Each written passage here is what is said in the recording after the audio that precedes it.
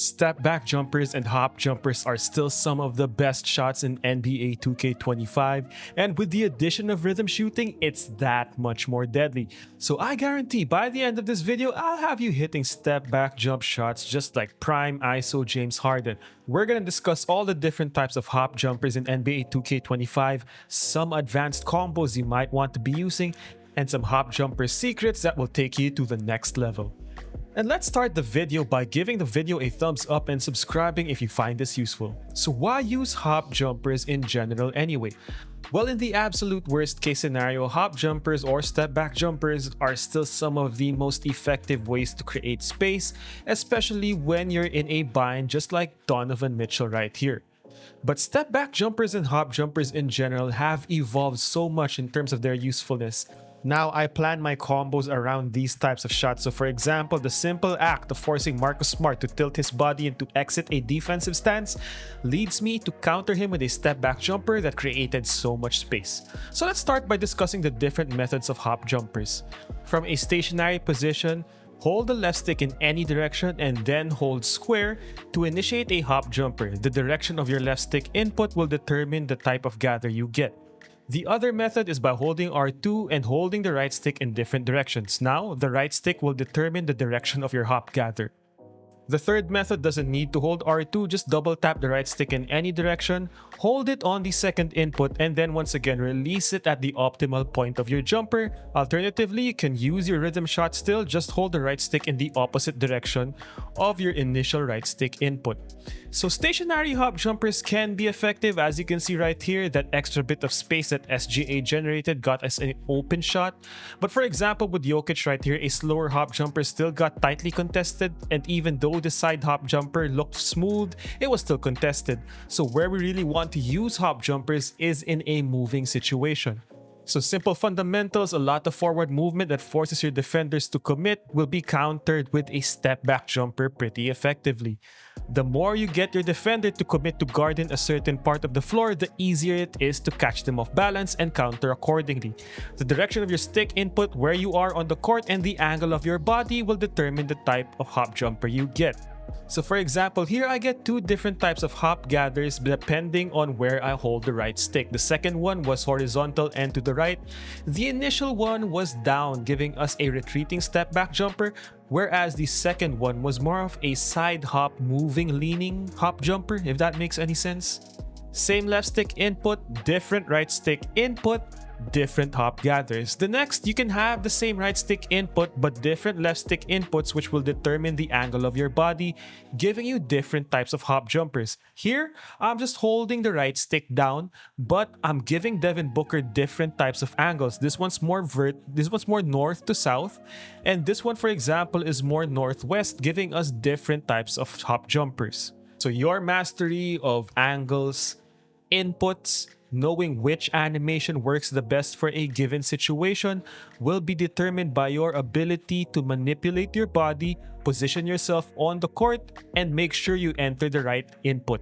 This right here is a great example. After I beat Peyton Pritchard, just take a look at my body. It's more towards a 30 to 45 degree angle, but I want to get into a special Steph Curry hop jumper that can only be activated if I'm more of a perpendicular to the basket, giving us this special hop jumper from Steph Curry, which is one of my favorite moves. So to illustrate this, after the Stepback triple threat launch, I just hold R2 and hold the right stick down. And as you can see, the angle of my body, which is based on the amount of time I keep holding the left stick out of that launch, gives me different types of hop jumpers. The quickest one right there is a great counter, but you have to make sure that you execute it at the right time, depending on the angle of your player. So if you delay your right stick and R2 input after this initial triple threat launch, you can see we got a different hop gather. And these are the little details that are going to be important in getting open. Choosing the right hop jumper will be the difference between an open step back jumper, as you can see here, or a wide open step back jumper. So just delaying your timing a little bit to make sure the angle of your body is just right, combined with the correct right stick input, is going to be important to get the hop jumper you want. One of my favorite new hop jumpers is this Jamal Murray exaggerated step back, almost like that Kyle Lowry step back. And one of my favorite setups, once again, is this triple threat T-Mac launch, which is done by rotating the right stick clockwise or counterclockwise towards the direction of your step over. It just works so well. Compare that to the standard step back jumper, which can be effective if set up correctly, but as you can see, it's a much shorter distance and easier to contest. And for Keegan Murray, the difference between a standard hop jumper and his special between the leg snatch hop jumper is just the angle of his body and the right stick input. One important factor to note is that momentum is key. You get better space creating hop jumpers if you execute the right stick input when your player has momentum. Take a look at this situation right here. We launch, immediately hold the right stick in a poor momentum state, giving Jamal Murray a basically dead-end hop jumper which does not create a lot of distance. Now hold the left stick towards the right in this situation, delay it a little bit further, generate that extra momentum, and see, with the same right stick input, we get a longer hop gather that will be way more effective, faster, and much farther in creating distance and space. You can also use this move when combining with your dribble moves, either your stationary dribble moves. For example, the size up into a step back jumper is very flat. But if we combine Devin Booker's hop jumpers with his escape dribble, which generates a lot of momentum, it will combo directly into a momentum creating step back jumper. So just take a look at, for example, at the dead end hop jumper that my opponent uses here. It's one, it's very difficult to time, and two, it doesn't create a lot of space, which is what happens to JP right here. But for Zach LaVine with the right momentum and his step back jumper package, that was so money. The other way I want to use step back jumpers is to punish contact. Most 2K defenders will crowd you and bump you in order to stop your momentum, and if your momentum is stopped, as you can see right here, you will not get a good step back jumper. But if you time it and cook it right, you can counter contact with step back jumpers. As you can see right here, I'm in a ride animation but not in a complete clamp animation.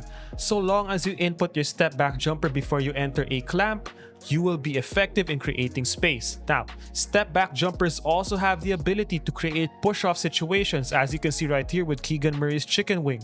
It's also a great way to force your defenders to keep their momentum moving backwards as you pull away from them with step back jumpers. As you can see right here, their momentum in forcing you into a physical situation can be used against them to move them backwards.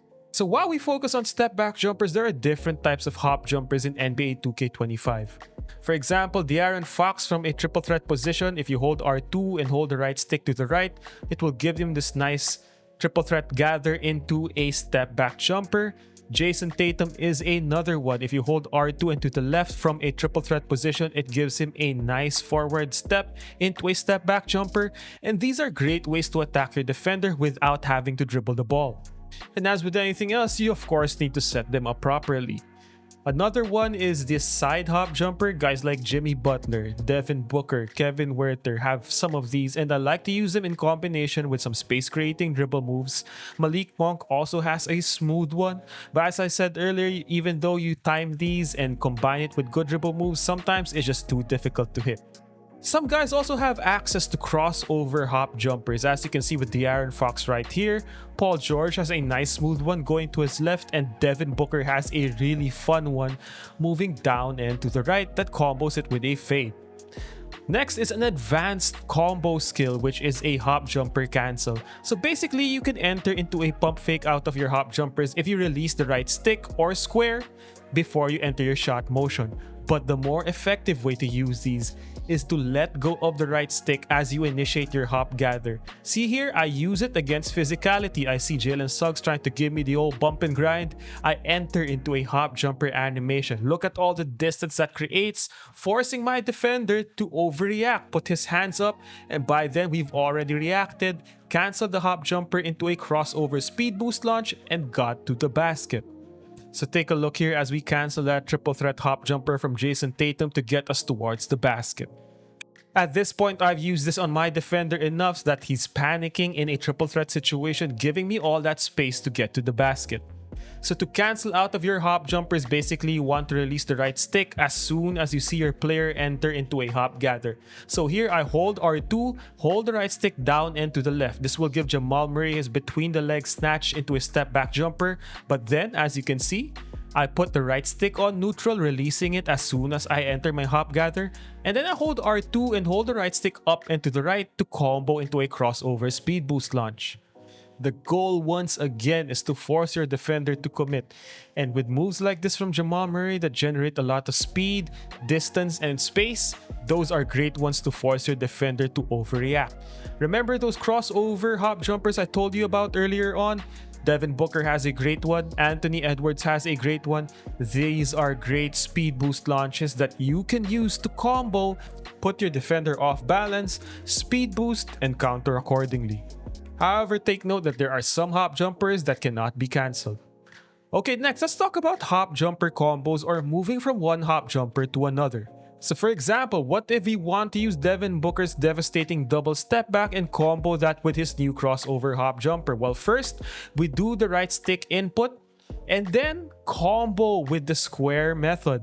So why we're starting with the right stick and R2 method is because on the move, these are more consistent compared to the square and left stick method. As you can see, we mix both of these inputs up very well, initially going with the double step back and then using the left stick and square to combo into that Devin Booker crossover hop jumper. These can be particularly devastating, especially for a guy like Devin Booker who has a great hop jumper. And for Devin Booker, for example, the possibilities are endless. Double step back countered into that crossover hop jumper into another devastating step back.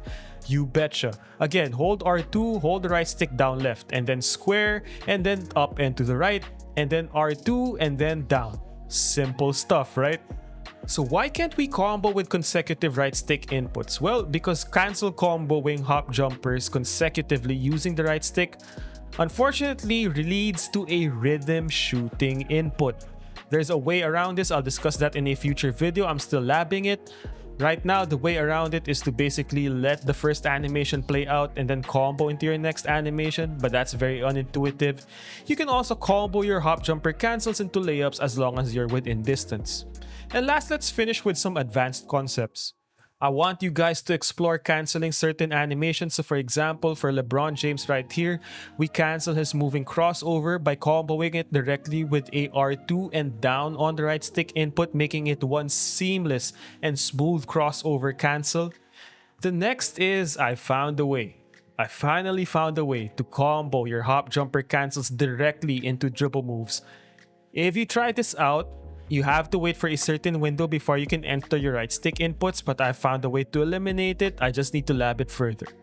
So there you have it, the most detailed and in-depth look at hop jumpers in NBA 2K25.